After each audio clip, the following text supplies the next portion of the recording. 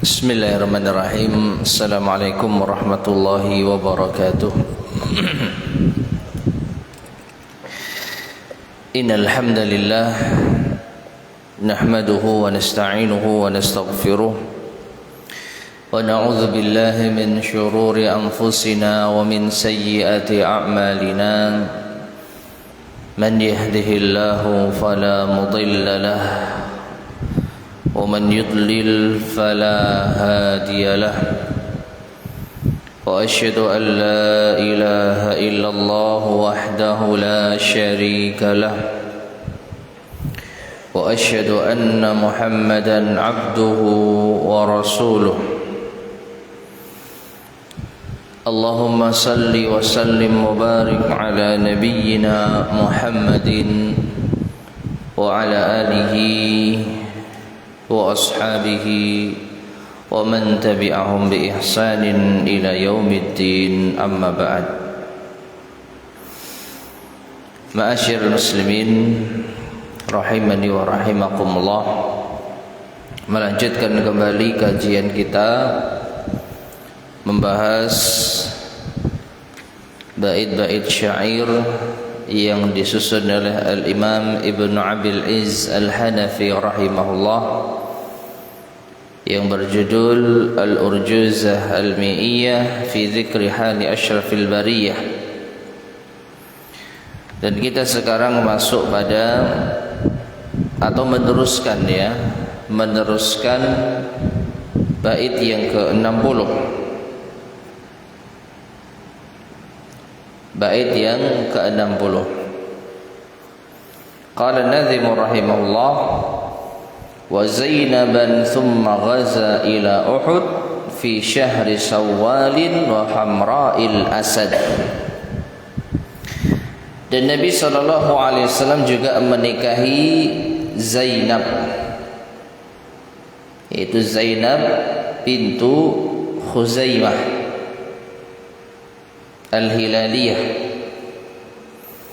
Kemudian beliau menerjuni perang Uhud pada bulan Syawal dan juga perang Hamra'ul Asad. Ma'asyiral muslimin rahimani wa rahimakumullah, tentang pernikahan Nabi SAW dengan Zainab binti Khuzaimah sudah kita bahas pada pertemuan sebelumnya. Dan sekarang kita akan membahas tentang perang Uhud. Di antara perang besar yang dialami oleh Nabi SAW, bahkan perang yang dahsyat. Tidak pernah Nabi SAW mengalami luka-luka di saat perang yang melebihi perang Uhud. Oleh karena itu perlu kita yaitu mengetahui tentang perang Uhud dengan cukup informasi, ya. Karena kalau kita lihat penjelasan dari Syekh Abdul Razak atau syarah beliau terhadap Al-Urjuzah Al-Mi'iyah ini, beliau tidak banyak membawakan kisah-kisah di perang Uhud. Namun insyaallah kita akan menambahkan keterangan tentang perang Uhud ini yang saya ambil dari kitab yang disusun oleh Al-Imam Ibn Katsir rahimahullah yang berjudul Al-Fusul fi Siratir Rasul. Kita bacakan penjelasan Imam Ibn Katsir rahimahullah ta'ala tentang perang Uhud secara ringkas. Beliau mengatakan, wahya waq'atun imtahanallahu fiha ibadahul mu'minin. Perang Uhud merupakan perang yang dengannya Allah menguji hamba-hambanya yang beriman. Waqtabarahum wa mayyaza biha bainal mu'minina wal munafiqin. Allah uji mereka dan Allah pisahkan dengan perang Uhud ini antara orang-orang yang beriman dan orang-orang munafik. Jadi di antara keistimewaan perang Uhud ini, Allah telah memisahkan antara orang-orang yang beriman dengan orang-orang munafik. Wa dzalika anna Quraisyan hina qatalallahu saratahum bi Badrin. Yang demikian itu tatkala kaum kafir Quraisy ketika Allah hancurkan para pembesar-pembesar mereka saat perang Badar. Wa usibu bi musibatin lam takun lahum fi hisab. Dan mereka ditimpa petaka yang tidak pernah mereka bayangkan sebelumnya. Jadi perang Badar itu perang yang membuat, yaitu keadaan orang-orang musyrik Quraisy kacau balau. Mereka tidak pernah membayangkan sebelumnya dikalahkan oleh pasukan kaum muslimin. Karena yang berangkat perang ke perang Badar itu prajurit-prajurit pilihan, ya, dan mereka juga lebih lengkap dari segi persenjataan dan kekuatan dan jumlah personil. Namun Allah Subhanahu wa taala memberikan kemenangan kepada kaum muslimin. Maka ketika mereka kalah di perang Badar, mereka ingin balas dendam di perang Uhud ini. Wa ra'asa fihim Abu Sufyan ibn Harb. Kali ini yang menjadi pemimpin perang dari kaum Quraisy adalah Abu Sufyan, yang waktu itu berhasil lolos dari hadangan kaum muslimin saat akan terjadinya perang Badar. Nabi SAW niat awal di perang Badar ingin mencegah atau mencegat kafilah dagang Quraisy yang dipimpin oleh siapa? Abu Sufyan. Namun Abu Sufyan berhasil lolos. Sebagai gantinya Abu Jahal yang datang membawa 1000 pasukan bersama dengan kaum musyrikin Quraisy yang lain. Abu Jahal tewas di perang Badar.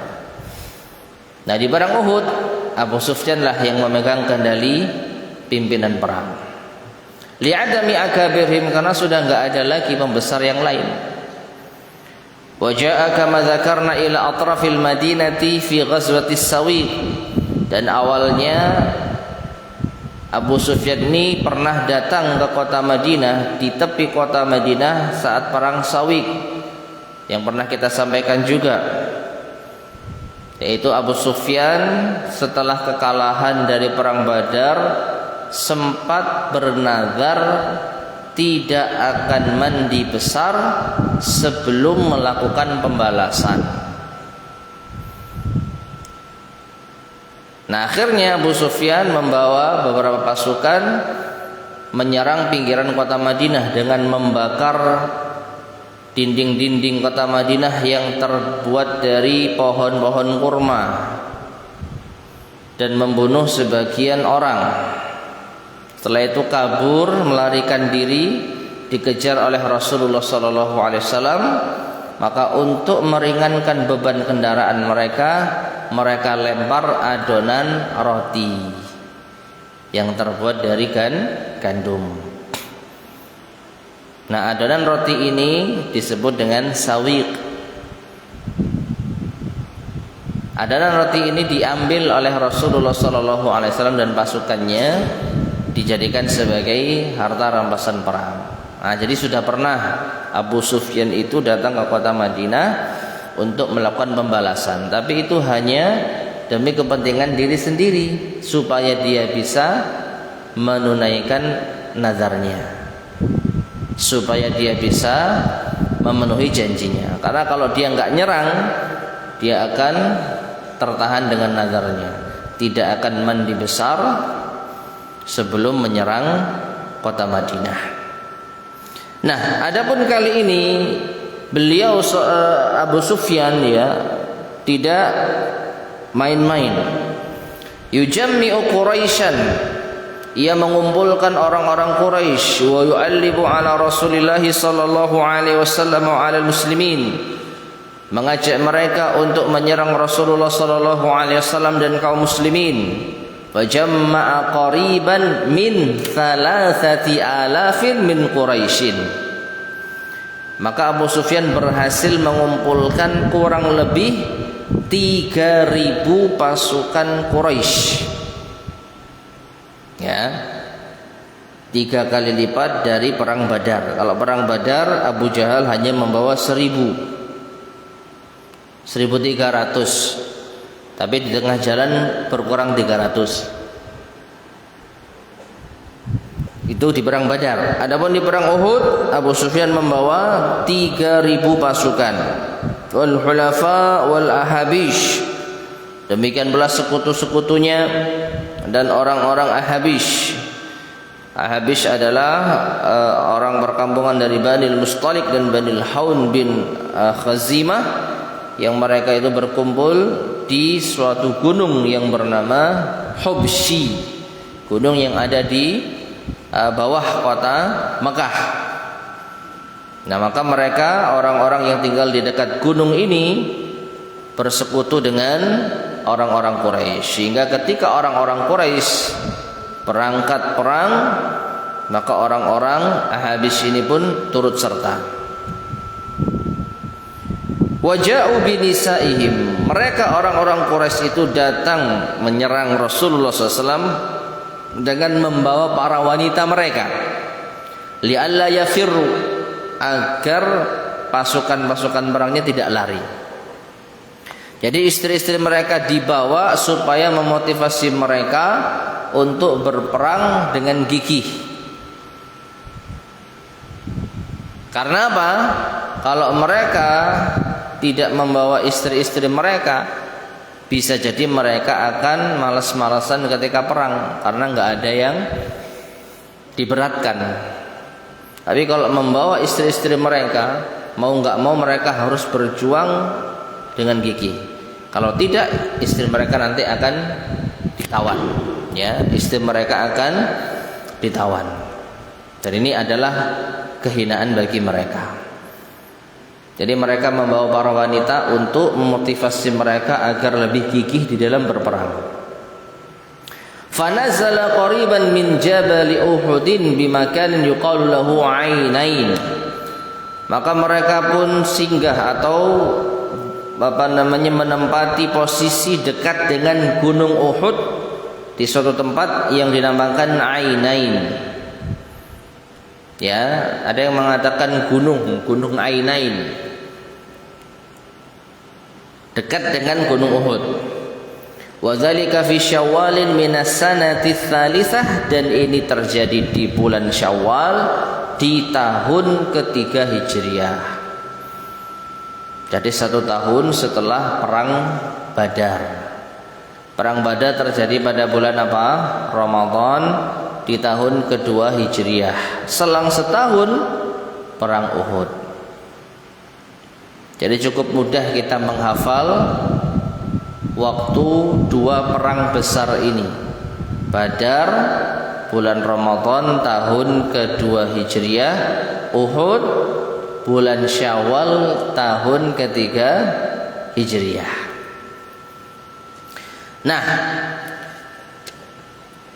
mendengar kedatangan pasukannya Abu Sufyan, wastasyara Rasulullah sallallahu alaihi wasallam ashabahu, maka Rasulullah sallallahu alaihi wasallam bermusyawarah dengan para sahabatnya, ayakhruju ilaihim am yamkuthu fil Madinah, apakah kita keluar menyambut mereka atau kita bertahan di dalam kota Madinah. Jadi gunung Uhud itu saat itu berada di luar kota Madinah, mau memasuki kota Madinah. Orang-orang Quraisy sudah menempati posisi di sana. Rasulullah SAW belum menentukan sikap. Beliau bermusyawarah dulu dengan para sahabatnya. Kita sambut mereka di Uhud atau kita tunggu di dalam kota? Mudah mana kira-kira? Lebih mudah menunggu di dalam kota, karena sudah ada pertahanan ya. Paling hanya menjaga pintu-pintu kota, diletakkan beberapa pasukan penjaga. Selebihnya Nabi aman di dalam kota. Tapi kalau perang, kalau keluar menuju Uhud, ya perang terbuka. Terjadi perang terbuka. Fabadara jama'atun min fudala'is sahabah. Maka para sekelompok jamaah dari para sahabat yang mulia bergegas ya untuk menganjurkan keluar menyambut mereka. Mimman fatahul khuruju yauma badrin, dari kalangan sahabat yang terlewatkan dari perang Badar. Ilal isyarati bil khuruj ilaihim, mereka berharap mengisyaratkan untuk keluar menyambut pasukan kaum Quraisy. Wa alahu alaihi sallallahu alaihi wasallam fi dzalik, bahkan mereka mendesak Rasulullah sallallahu alaihi wasallam yang demikian itu. Jadi kebanyakan para sahabat, khususnya yang tidak sempat ikut perang Badar, meminta Nabi untuk maju menyambut pasukan Mekah. Jadi jangan nunggu di dalam kota, tapi kita sambut mereka di Uhud sana. Karena mereka menanti-nanti waktu ini, kapan lagi ada kesempatan musuh datang. Wa asyara Abdullah ibnu Ubay bin Salul bil muqami fil Madinah. Sedangkan Abdullah bin Ubay bin Salul, siapa dia? Pimpinannya orang munafik, itu berpendapat lebih baik menetap di dalam kota. Alasannya supaya lebih mudah. Tapi pada hakikatnya orang ini tidak suka perang. Ya, jadi Abdullah bin Ubay bin Salul memberikan masukan kepada Nabi SAW untuk tidak perlu, kita cukup bertahan saja di dalam kota, dan kita tinggal tunggu momen mereka menyerang, kita bertahan. Padahal aslinya apa? Abdullah bin Ubay bin Salul itu pengecut, dia tidak mau berperang. Wa taba'ahu 'ala dzalika ba'du sahabat. Ada sebagian sahabat yang setuju dengan pendapatnya.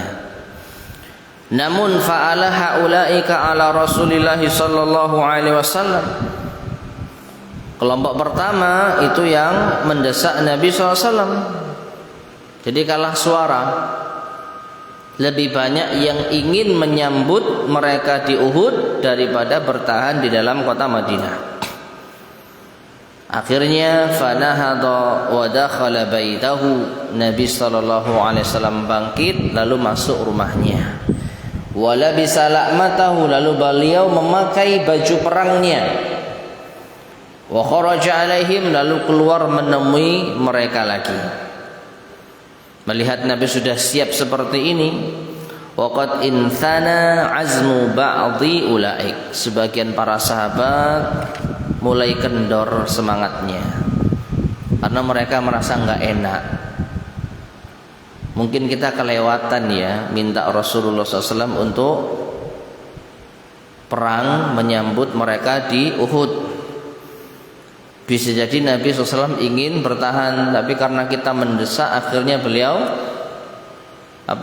mengikuti saran kita.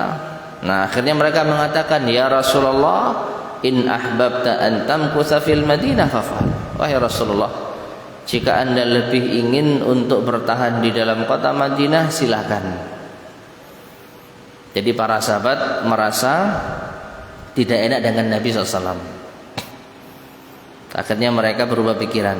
Kalau Nabi sekiranya merasa keberatan untuk berangkat ke Uhud, silakan saja menetap di kota Madinah. Maka apa kata Nabi SAW? Beliau mengatakan, ma yanbaghi li nabiyyin idza labisa la'matahu ay yadha'aha hatta yuqatila. Ini prinsip dasar Nabi SAW.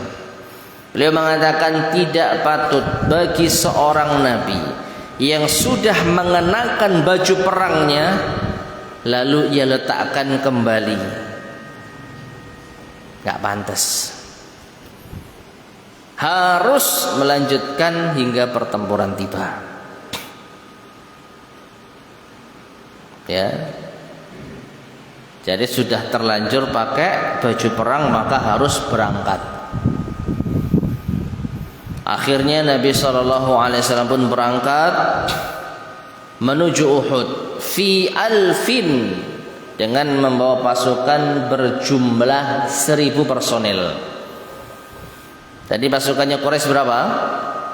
3.000. Lagi-lagi dari segi jumlah kalah sepertiganya. Nabi cuma membawa 1000. Di perang Badar Quraisy membawa 1000, Nabi hanya 300-an. Falamma kana bi ba'dhi tariq, itu pun 1000 pasukan yang dibawa Nabi sallallahu alaihi wasallam di tengah perjalanan, in khazala Abdullah ibn Ubay fi nahwin min 300 ila al-Madinah. Ternyata merotol bahasa kita. Apa merotol itu? Hah? Gugur. Bukan gugur. Kalau guguran mati. Jadi pasukan awalnya 1000, ternyata 300 ini merotol. Apa merotol itu? Berkurang, iya. Tapi berkurangnya ini karena ngikuti Abdullah bin Ubay bin Salul. Jadi di tengah perjalanan, kalau menurut ilmu peperangan namanya resesi. Ya. Jadi sebagian pasukan mengundurkan diri dari medan perang. Nah itu. Tapi yang paling pas ya merotoli. Itu paling pas itu. 1000 orang jadi 700. Merotoli 300. 300 orang ini ngikuti siapa? Abdullah bin Ubay bin Salul. Nah, ketika Abdullah bin Ubay bin Salul mundur dari pasukan membawa 300 orang, fa'atba'ahum Abdullah bin Amr ibn Haram walidu Jabir radhiyallahu anhu. Maka dikejar Abdullah bin Ubay bin Salul ini oleh ayahnya Jabir bin Abdillah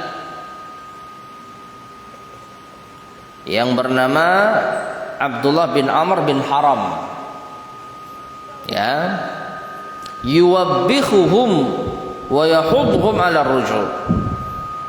Jabir itu mencela mereka dan menyuruh mereka untuk kembali. Kalian kembali, jangan mundur, jangan merotoli. Faqalu, maka mereka menjawab, law na'lamu annakum tuqatiluna lam narji'. Seandainya kami tahu kalian akan perang, kami nggak akan kembali. Wallahu a'lam bishawab. Apa maknanya? Yang jelas mereka itu sebenarnya pengecut, tidak menginginkan perang, tapi mereka beralasan dengan sombong. Mereka menuduh Nabi SAW dan para sahabatnya tidak niat perang. Allah alam ya, entah mungkin karena Nabi mengambil jalur hati-hati, jadi nggak langsung ketemu dengan pasukan musuh, nggak langsung hadap-hadapan, tapi melewati celah-celah, melewati yaitu kebun-kebun kurma, baru nanti menyembul di depan Gunung Uhud.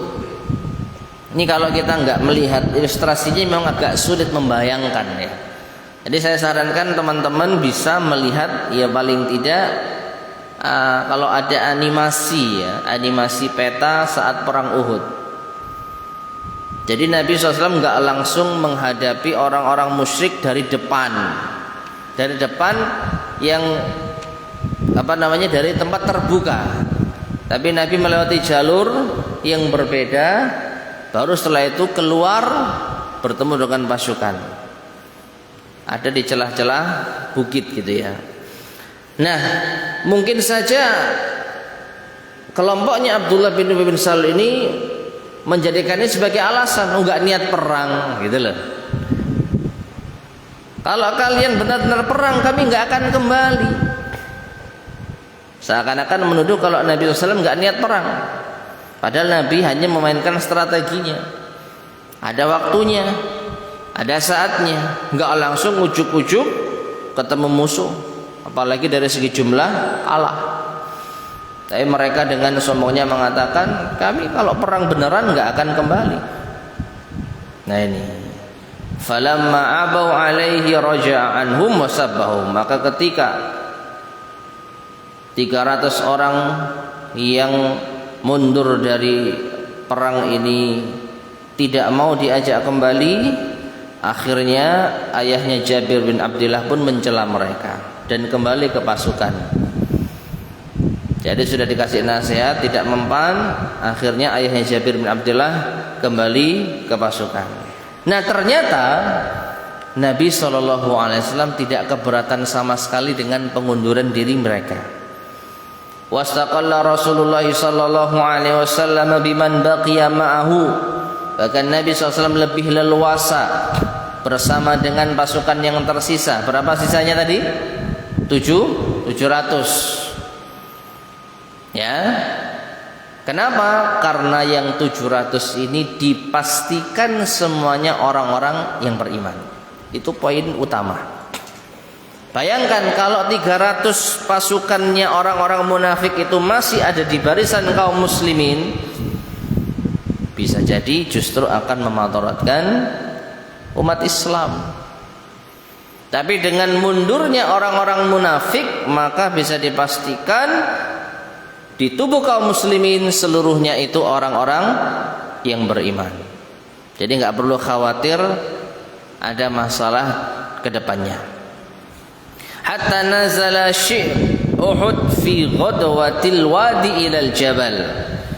Hingga akhirnya beliau yang menempati celah-celah gunung Uhud yang ada di tepi lembah dari bukit menuju gunung. Ini yang tadi saya sampaikan, ya bisa dilihat di dalam animasi yang ada bagaimana peta perjalanan Nabi dari Madinah menuju gunung Uhud sehingga ketemu dengan pasukan Quraisy. Faja'ala dhahrahu ila Uhudin, dan beliau menjadikan punggung beliau, belakang beliau itu gunung Uhud. Ya, jadi yang pasti Nabi menghadap ke depan bertemu dengan musuh, di belakang beliau ini apa? Gunung Uhud. Dan ini diantara taktik perang. Kenapa? Kalau menjadikan gunung Uhud di belakang, karena kalau menjadikan gunung Uhud di belakang, maka mau tidak mau pasukan itu apa istilahnya? Hanya menyerang dari depan saja. Hanya menyerang dari depan saja. Kalau ada apa-apa Nabi tinggal lari ke gunung Uhud dan nanti bisa bertahan di sana. Dan ini yang terjadi nantinya. Jadi betul-betul membelakangi gunung Uhud itu memiliki keuntungan bagi kaum muslimin. Ya, meskipun tidak langsung tepat di belakang ya, karena masih ada di sebelah, di mana ini, di sebelah, pokoknya di sampingnya itu ada bukit rumah, bukit para pemanah. Nanti akan kita bacakan insyaallah. Taib. Wa nahan nasa 'anil qitali hatta ya'murahum. Nabi melarang manusia, yaitu pasukannya, untuk berperang hingga Nabi perintahkan mereka. Falamma asbaha ta'abba'a sallallahu alaihi wasallam lil qitali fa ashabihi. Maka ketika pagi hari tiba, beliau sallallahu alaihi wasallam mempersiapkan perang dengan para sahabatnya. Wa kana fihim khamsuna farisan. Nabi mempersiapkan dari 700 pasukan itu ada 50 penunggang kuda. Wasta'mala ala rumah, dan Nabi yaitu mempersiapkan pasukan para pemanah. Wa kanu khamsin, dan jumlah mereka itu 50, dipimpin oleh Abdullah bin Jubair al-Ausi. Ya. Jadi Nabi SAW mempersiapkan grup para pemanah sekitar 50 orang, dipimpin oleh Abdullah bin Jubair al-Ausi dari suku Aus. Wa amarahu ashabahu alla yataghayyaru min makanihim. Nabi perintahkan beliau Abdullah bin Jubair selaku pemimpin dan pasukannya, anak buahnya, untuk tidak berpindah dari tempat mereka. Di mana? Di Bukit Rumah.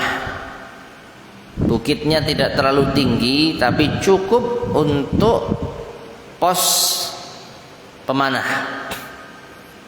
Ya.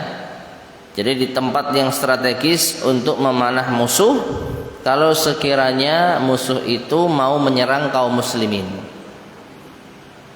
Wa an yahfadhu zuhural muslimin an yu'tau min qibalihim. Dan tujuan Nabi memasang pasukan pemanah ini untuk melindungi punggung-punggung kaum muslimin yang sedang berperang dari serangan musuh dari belakang.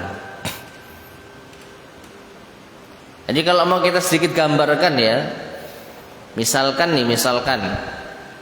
Nabi SAW dan para sahabatnya itu berperang, bertemu dengan pasukan kaum musyrikin. Gunung Uhud di sini katakanlah. Di sini ada Bukit Rumah. Rasulullah dan para sahabatnya di sini, orang-orang Quraisy di sini. Nah, terjadi serang menyerang. Di Bukit Rumah itu ada para pemanah yang standby. Tujuannya apa? Kalau ada pasukan yang menyerang dari belakang, itu ada yang menghadang. Jadi ketika Nabi SAW dan para sahabatnya, berarti berapa? 650 ya, karena sudah dikurangi 50 pemanah ya, dari 700 pasukan, berarti 650 ngumpul di tengah. Ini aman. Pokoknya nyerang terus, bagian belakang ini aman, terlindungi oleh para pemanah. Karena memang orang-orang Quraisy selain mereka memasang atau selain mereka mengerahkan pasukan, mereka juga memiliki pasukan berkuda. Kalau nggak salah jumlahnya sekitar 200 atau 300, lupa saya. Yang dipimpin oleh Khalid bin Al-Walid yang belum masuk Islam. Jadi Khalid bin Al-Walid itu menyempal dari pasukan utamanya Quraisy, menunggu di satu tempat. Ya, suatu ketika menyerang kaum muslimin dari arah belakang, dihadang oleh para pemanah, gagal, kembali lagi. Nah, itu tujuannya Nabi SAW menempatkan para pemanah di Bukit Rumah. Pesan Nabi apa?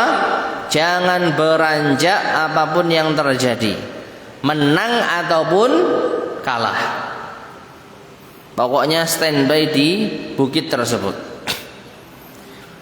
Wa dhahara sallallahu alaihi wasallam yauma idin baina dir'aini, dan Nabi sallallahu alaihi wasallam saat itu memakai 2 lapis baju besi. Lalu Nabi sallallahu alaihi wasallam menyerahkan panji perang, bendera perang kepada sahabat Mus'ab bin Umair radhiyallahu taala anhu. Ya. Nah, sampai sini ma'asyar muslimin rahimani wa rahimakumullah, maka Nabi SAW sudah cukup mempersiapkan pasukannya, sudah dibagi tugas. Yang memegang panji bendera perang Mus'ab bin Umair, kemudian ada pasukan pemanah yang standby di Bukit Rumah, sisanya tinggal bertempur jarak dekat dengan orang-orang musyrik. Kemudian wa ta'abba'at Quraisyun aidan wa hum fi 3,000 kama dzakarna. Orang-orang Quraisy seperti yang tadi kita sampaikan sudah mempersiapkan sekitar 3.000 pasukan. fihim mi'ata farisin. Dari 3.000 itu ada 200 pasukan berkuda. Kalau pasukannya Rasulullah berapa tadi? 50 pasukan berkuda, 50 pemanah. Berarti yang jalan, apa nama istilahnya itu, pasukan yang berperang dengan jalan kaki, kavaleri atau apa itu jumlahnya 600. Pasukan berkudanya 50, pasukan pemanahnya 50. Adapun orang Quraisy pasukan berkudanya 200. Faja'alu ala maimanatihim Khalid ibn al-Walid wa ala al-Maisarah Ikrimah bin Abi Jahal. Nah, ini pasukan berkuda ini di sebelah kanan dipimpin oleh Khalid bin al-Walid, di sebelah kiri dipimpin oleh Ikrimah bin Abu Jahal. Ya. Nah, ma'asyiral muslimin rahimani wa rahimakumullah. Di saat itulah terjadi peperangan yang dahsyat. Ya, ada banyak kisah tentang peperangan atau perincian perang yang terjadi. Namun kesimpulannya disebutkan di sini oleh Imam Ibnu Katsir, fakanatid daulatu awwalal nahar lil muslimina 'alal kuffar. Kemenangan di awal hari itu dimiliki oleh orang-orang Islam terhadap orang-orang kafir. Artinya bisa dikatakan pada ronde pertama perang ini dimenangkan oleh kaum muslimin. Wan hazamu raji'ina. Sedangkan orang-orang musyrik terpukul mundur hatta wusila ila nisaihim, sampai mereka mundur ke daerah para wanita-wanita mereka. Jadi mereka mendirikan kemah, katakanlah di sini, maju perang sampai sini, ketemu pasukannya kaum muslimin. Ternyata pasukannya kaum muslimin berhasil mukul mundur mereka sampai kemah-kemah mereka, sampai ke daerah perempuan-perempuan mereka. Nah, falamma ra'a dzalika ashabu Abdillah ibn Jubair, maka ketika melihat kaum muslimin maju, berhasil memukul mundur orang-orang Quraisy, maka teman-temannya Abdullah bin Jubair, siapa? Teman-temannya Abdullah bin Jubair ini siapa? Pasukan pemanah yang ada di bukit rumah tadi itu berkata, ya kaum, al-ghanimah al-ghanimah. Wahai teman-teman, itu ada ghanimah, itu ada ghanimah. Tadi sudah kita gambarkan ya, pasukan pemanah standby di bukit rumah, katakanlah di sini gitu ya, katakanlah di sini. Lalu kaum muslimin berperang, duel dengan orang-orang musyrik di sini, berhasil mukul mundur sampai ke kemah-kemah mereka, sampai tergeletak barang-barang harta mereka. Nah, yang dari bukit lihat, lu teman-teman kok sudah ngambil ghanimah, khawatir nggak kebagian, ayo kita ikut ngambil yuk, itu mungkin ya. Maka diingatkan oleh Abdullah bin Jubair taqdima Rasulullah sallallahu alaihi wasallam ilaihim fi dzalik, pesannya Rasulullah tadi, Nabi pesan jangan turun menang atau kalah. Memang saat ini menang, dan kaum muslimin memang sudah sedang mengumpulkan ghanimah. Jadi kaum musyrikin didesak terus mundur-mundur. Akhirnya kemah-kemah mereka yang terdiri dari banyak harta-harta mereka dipungut oleh kaum muslimin. Nah, yang ada di bukit kepingin, tapi diingatkan oleh Abdullah bin Jubair, ingat pesan Nabi SAW. Namun pasukan pemanah ini fadhannu an laisa lil musyrikin rajah. Mereka menyangka kaum musyrikin enggak akan kembali lagi. Siapa yang dimaksud? Pasukannya Khalid bin Al-Walid. Karena memang sebelumnya Khalid bin Al-Walid 3 kali berusaha menyerang dengan pasukan berkudanya itu gagal. Lagi-lagi saya coba visualisasikan ya.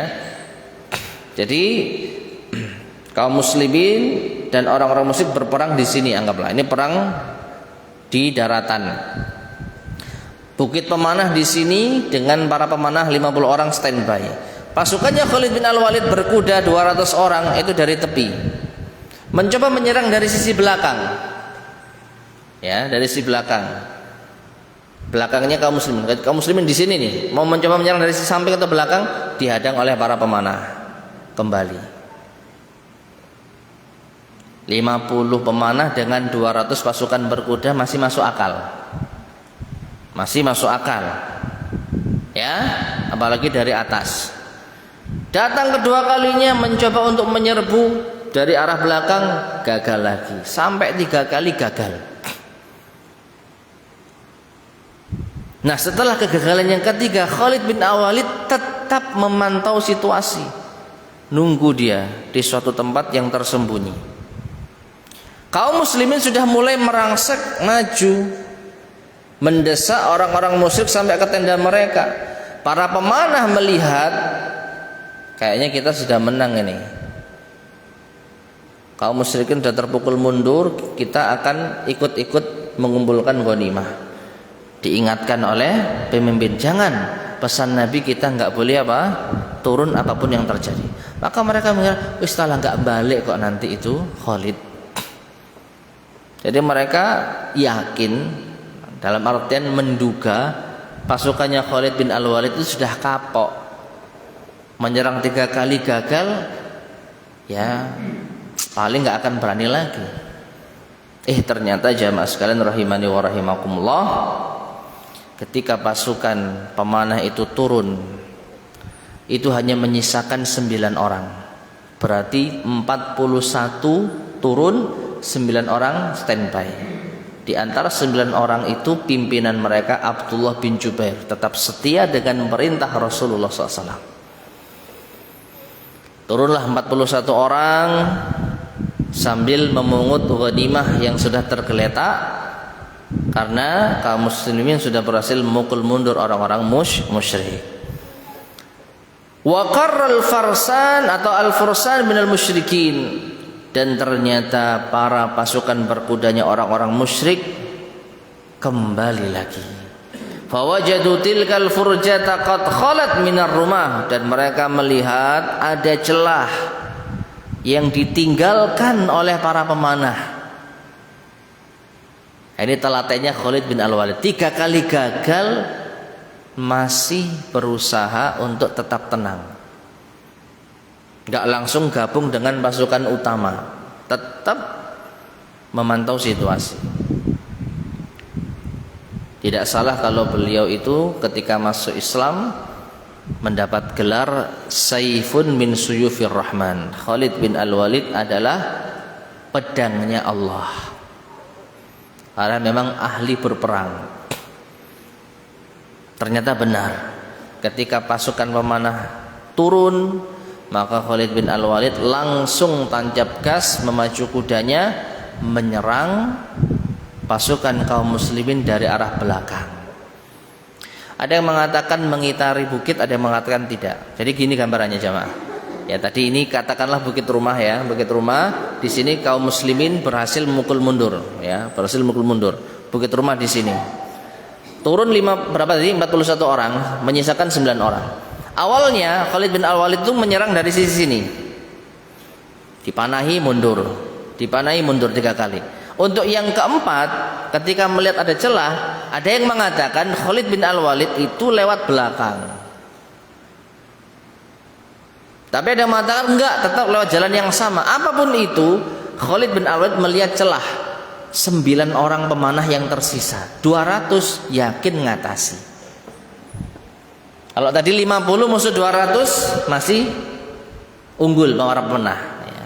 Katakanlah 1 kali lesatan panah keluar 2 anak panah, ya masih 100-an anak panah terlontarkan, musuh 100 penunggang kuda, masih bisa ngatasi lah untuk pertahanan. Tapi begitu tinggal 9 digeruduk orang 200, ya kalah. Akhirnya bukit rumah takluk. 9 orang pemanah tewas semua, termasuk pemimpinnya. Siapa tadi? Abdullah bin Jubair Al-Ausi. Sudah. Bukit Pemanah berhasil dikuasai oleh orang-orang musyrik. Datanglah pasukannya Khalid bin Al-Walid dari arah belakang kaum muslimin yang sedang asik mengumpulkan ghanimah. Lihat belakang, lu kok pasukan berkudanya Khalid. Mereka kaget.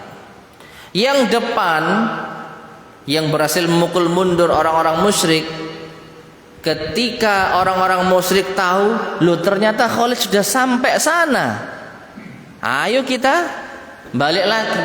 Jadi orang musyrik awalnya sudah terpecah, tercerai-berai. Bahkan disebutkan ada yang naik gunung, ada yang meninggalkan medan perang. Kalah memang orang-orang musyrik di ronde pertama. Sebelum Khalid bin Al-Walid berhasil merangsek masuk lewat belakang pasukan kaum muslimin setelah para pemanah ditinggalkan, atau setelah para pemanah meninggalkan posnya dan takluk. Loh kan 41 orang itu masih ada pemanah, tapi kan beda Pak. Manah di dataran yang datar dengan dari atas bukit kan beda. Di atas bukit masih bisa melihat situasi, membidik itu lebih tepat. Di bawah apalagi sedang mengumpulkan ghanimah, sibuk dengan apa? Harta. Enggak nyadar kalau dari belakang sudah datang pasukannya Khalid bin Walid. Nah, pasukan musyrikin yang awalnya mundur, terpukul mundur melihat Khalid bin Walid berhasil masuk lewat belakang, gantian menyerang balik. Jadi bisa dikatakan orang musyrik di sini dengan pasukannya Khalid bin Walid 200 mengepung apa? Kaum muslimin. Kaum muslimin yang asalnya menyerang ke sana dan mengumpulkan ghanimah di sini, karena dipukul mundur balik ke sini. Nah, di saat inilah terjadi momen yang luar biasa. Pasukan kaum muslimin yang gantian dipukul mundur bertemu dengan sisa-sisa kaum muslimin yang tadi memungut ghanimah yang diserang dari arah belakang oleh Khalid bin Al-Walid, ketemu di satu titik, akhirnya ada yang sampai bunuh-bunuhan. Di antara yang dikisahkan itu ayahnya sahabat Hudzaifah bin Al-Yaman. Jadi ketika kaum muslimin sudah kacau, yang depan mundur ke belakang, yang belakang maju ke depan, tumpuk gini, dipikir musuh, kondisinya kacau. Maka sahabat Hudzaifah bin Al-Yaman melihat, itu ada ayahku, lalu ngomong, hei teman-teman, itu ayahku, jangan diserang.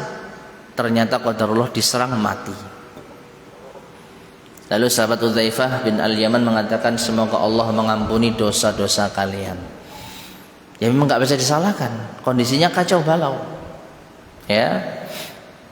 Nah, ma'asyiral muslimin rahimani wa rahimakumullah. Jadi saat itulah terjadi posisi yang sangat genting yang menjadikan banyak kaum muslimin akhirnya meninggal dunia. Fastushhida man akramallahu bisyahadati minal mu'minin. Faqutila jama'atun min afadil sahabah wa tawalla aktsaruhum. Maka mati syahidlah beberapa orang yang Allah muliakan di antara kaum mukminin, dan terbunuhlah sekelompok jamaah dari kalangan sahabat, dan sebagian mereka juga ada yang lari. Ya. Jadi Nabi sallallahu alaihi wasallam banyak kehilangan pasukan di sana. Nanti pada akhirnya total itu ada 70 pasukan yang meninggal dunia saat perang Uhud. Dari berapa? 700. Iya benar ya, 700. 1000 dikurangi 300, 700. Memang sih masih kecil ya. Tapi yang meninggal ini orang-orang yang mulia. Di antaranya adalah Sayyidus Syuhada, pamannya Nabi sallallahu alaihi wasallam, Hamzah bin Abdul Muttalib. Ya. Taib. Kemudian wa khalasal musyrikuna ila Rasulillah sallallahu alaihi wasallam. Melihat kondisi yang kacau balau itu, kaum musyrikin memiliki kesempatan untuk membunuh Rasulullah sallallahu alaihi wasallam. Fajuriha fi wajhihi, hingga wajah beliau terluka. Wa qusirat rubaiyatuhul yumna as-sufla bihajarin. lalu pecahlah gigi seri Nabi sallallahu alaihi wasallam yang bagian kanan bawah terkena batu. Wa hushimatil baydatu ala ra'sihil muqaddas, lalu pecahlah topi perang yang dikenakan Nabi sallallahu alaihi wasallam di kepala beliau. Wa rasyaqahul musyrikuna bil hijarati, orang-orang musyrik melempari beliau dengan batu. Hatta waqa'a li shiqqihi, hingga mengenai lambung beliau. Wa saqata fi hufratin minal hufari allati kana Abu Amir al-Fasiq hafaraha. Nabi juga terjatuh di satu lubang jebakan yang dibuat oleh orang musyrik yang bernama Abu Amir, orang yang fasik. Ya. Fa akhadha Aliun biyadihi, setelah Nabi terjatuh di lubang itu, Nabi ditolong oleh Ali bin Abi Thalib, menjulurkan tangannya. Wahtadanahu Talhah bin Ubaidillah, lalu digendong oleh Talha bin Ubaidillah. Wa kana alladhi tawalla adal Rasulillah sallallahu alaihi wasallam Amr bin Qami'ah atau Amr bin Qam'ah. Dan di antara orang yang paling melukai Nabi sallallahu alaihi wasallam saat perang Uhud ini adalah Amr bin Qami'ah. Wa Utbah bin Abi Waqqas, dan juga Utbah bin Abi Waqqas. Ini dua orang yang sangat gencar melukai Nabi sallallahu alaihi wasallam. Wa qutila Mus'ab bin Umair baina yadayhi. Mus'ab bin Umair meninggal dunia di sisi Nabi sallallahu alaihi wasallam. Dan tadi sudah kita sebutkan Mus'ab bin Umair ini yang memegang bendera panji perangnya kaum muslimin. Terbunuh di tangan Amr bin Qami'ah. Dan dikisahkan bahwa terbunuhnya sahabat Mus'ab bin Umair ini cukup tragis. Beliau memegang bendera, tongkat bendera dengan tangan kanan, ditebas tangan kanannya oleh yaitu Amr bin Qami'ah tadi, putus. Bendera dipegang dengan tangan kiri, ditebas tangan kirinya, putus. Tinggal apa yang tersisa? Dada dan dagunya, dikempit kayak gini. Ya. Jadi tongkat bendera dipeluk dengan dada dan dagunya. Akhirnya tewas, lalu benderanya jatuh, diserahkan oleh Nabi SAW kepada Ali bin Abi Thalib. Nah, saat Mus'ab bin Umair meninggal dunia, maka terjadilah isu kalau Nabi SAW sudah meninggal. Karena apa? Menurut penjelasan para ulama, Mus'ab bin Umair itu memiliki kemiripan dengan Nabi SAW. Jadi Amr bin Qami'ah ini merasa dia telah berhasil membunuh Rasulullah. Akhirnya dia keluar-keluar, Muhammad telah terbunuh, Muhammad telah terbunuh. Padahal yang terbunuh siapa? Mus'ab bin Umair. Memang di situ ada Nabi SAW. Nah, karena isu ini maka kaum muslimin ada yang lemes, ada yang nyerah, ada yang putus asa. Karena mereka merasa sudah kehilangan Nabi SAW. Untuk apa kita perang kalau Nabi sudah meninggal dunia? Sebagian mereka lemas. Ya.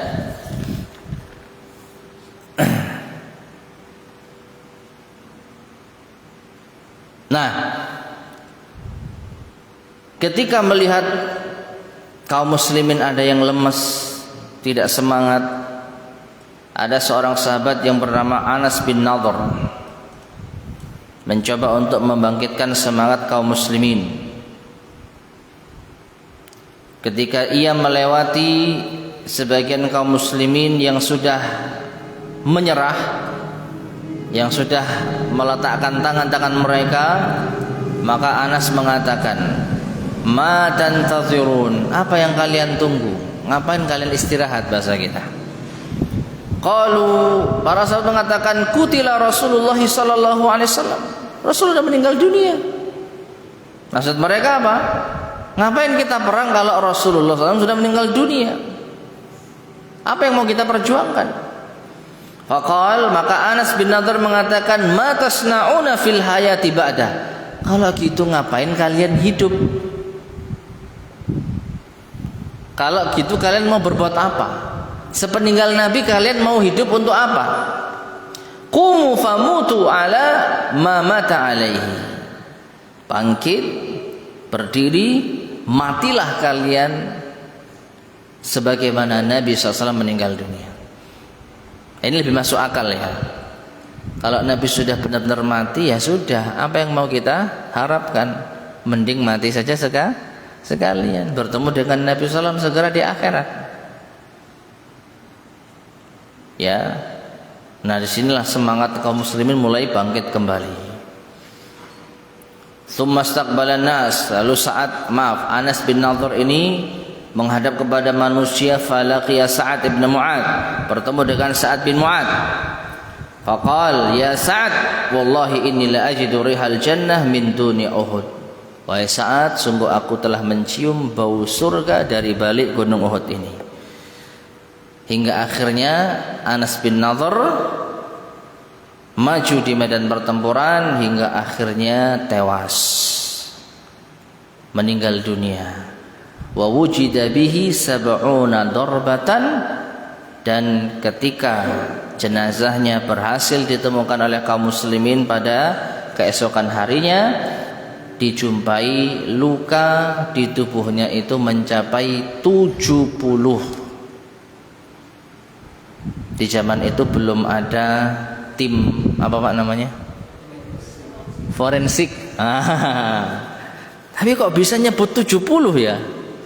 Tim forensik aja ketika mengotopsi butuh waktu lama gitu ya. Subhanallah. Ini diriwayatkan oleh Imam Bukhari dan Muslim nih. Wujida bihi sab'una darbah. Dan bukan hanya sahabat Sa'ad bin Nadhr saja yang diteliti berapa jumlah lukanya. Ada sahabat yang lain yang nanti juga sama. Ya, ada yang belasan, ada yang enggak sampai 10. Karena dahsyatnya perang Uhud ini. Makanya disebutkan di sini, wa nashabatil halqatan min hilaqil mighfar.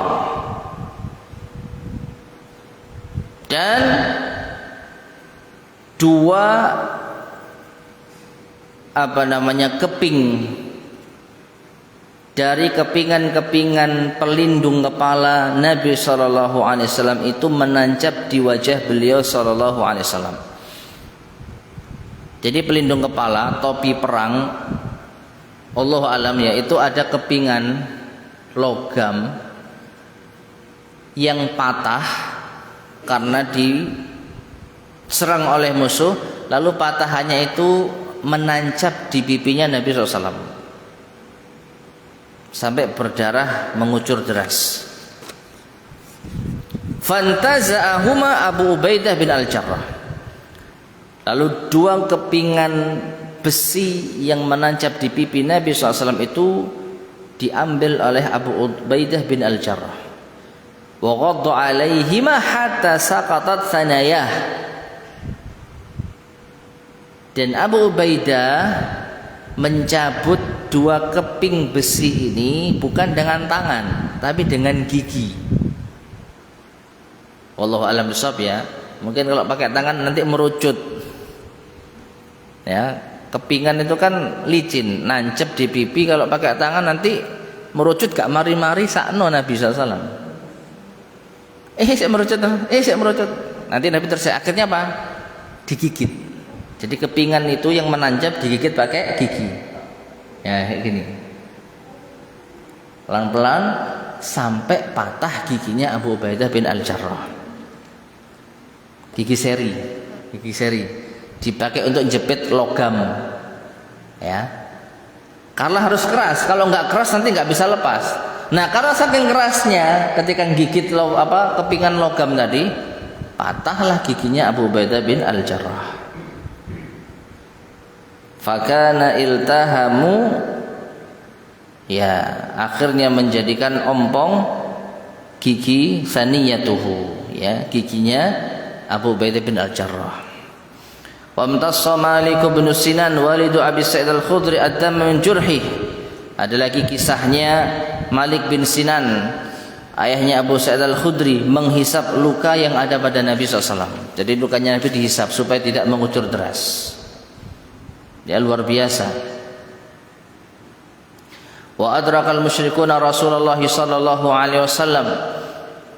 Rasulullah SAW akhirnya diketahui oleh kaum musyrikin. Tadi awalnya kan diisukan mati, sudah meninggal. Ternyata kamu masih hidup. Maka akhirnya diserang lagi Nabi sallallahu alaihi wasallam. Fahaladuna nafarun minal muslimina nahwun min asyratin fakutilu. Ya, akhirnya ada 10 orang yang menghalangi orang-orang musyrik untuk menyerang Nabi sallallahu alaihi wasallam, tapi semuanya tewas. Thumma jaladahum Talhatu hatta ajhadahum anhu sallallahu alaihi wasallam. Maka dikisahkan dalam riwayat yang lain atau dalam kisah yang lain itu 9 orang. Jadi seketika Nabi SAW itu diketahui masih hidup, di sekeliling beliau itu ada 9 orang. 7 orang dari sahabat Ansar, 2 orang dari sahabat Muhajirin. Dan disebutkan dalam kisah tersebut, setiap ada serangan yang datang, Nabi berkata, siapa yang mau menghalangi musuh menyerangku, maka baginya surga, atau aku akan menjadi temannya di surga. 1 orang Ansor melindungi Nabi SAW tewas. Datang serangan lagi, Nabi mengatakan lagi, siapa yang mau melindungiku dari serangan musuh, maka baginya surga. Orang kedua melindungi Nabi SAW tewas. 3, 4, 5, 6, 7 tewas semua dari kalangan Ansor. Tersisa 2 sahabat Muhajirin, Talha bin Ubaidillah dan Sa'ad bin Abi Waqqas. Nah, 2 sahabat inilah yang paling berjasa di dalam memberikan perlindungan kepada Nabi SAW di samping sahabat-sahabat yang lain. Ya, mungkin akan kita tambahkan kisahnya pada kesempatan berikutnya biidznillah subhanahu wa ta'ala ya.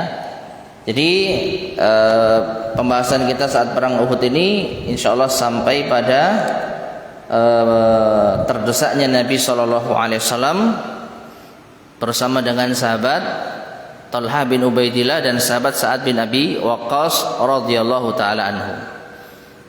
Dan tidak lama setelah itu, kesimpulannya Nabi SAW akhirnya bisa diselamatkan dan beliau bisa kembali ke Gunung Uhud,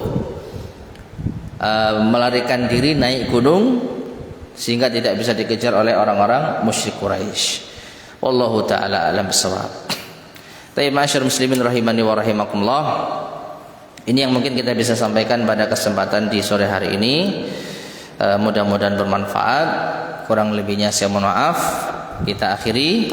Subhanakallahumma bihamdika asyhadu an la ilaha illa anta astaghfiruka wa atubu ilaik. Alhamdulillahirabbil alamin. Assalamualaikum warahmatullahi wabarakatuh.